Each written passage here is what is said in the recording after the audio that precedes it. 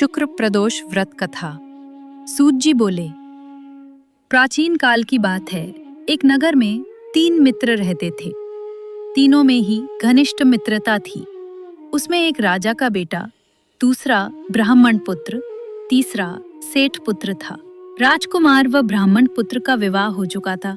सेठ पुत्र का विवाह के बाद गौना नहीं हुआ था। एक दिन तीनों मित्र आपस में स्त्रियों की चर्चा कर रहे थे। ब्राह्मण पुत्र ने नारियों की प्रशंसा करते हुए कहा, नारीहीन घर भूतों का डेरा होता है।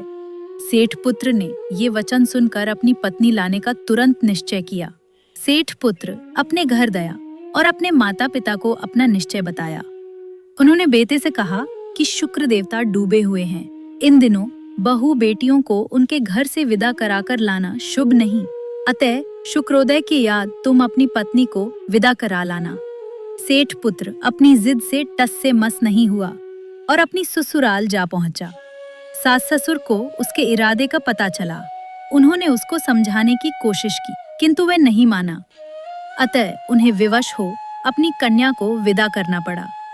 ससुराल से विदा होकर पति पत्नी नगर से बाहर निकले ही थे कि उनकी बैलगाड़ी का पहिया टूट गया और एक बैल की टांग टूट गई। पत्नी को भी काफी चोट आई। सेठ पुत्र ने आगे चलने का प्रयत्न जारी रखा। तभी डाकुओं से भेंट हो गई और वे धन धान्य लूटकर ले गए। सेठ का पुत्र पत्नी सहित रोता पीटता अपने घर पहुंचा। जाते ही उसे सांप ने डस लिया। उसके पिता ने वैद्यों को बुलाया। उन्होंने देखने के बाद घोषणा की कि आपका पुत्र 3 दिन में मर जाएगा। उसी समय इस घटना का पता ब्राह्मण पुत्र को लगा। उसने सेठ से कहा कि आप आने लड़के को पत्नी सहित बहू के घर वापस भेज दो।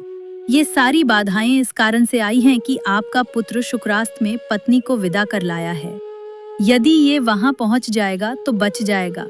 सेठ को ब्राह्मण पुत्र की बात जच गई और अपनी पुत्र वधू और पत्र को वापस लौटा दिया।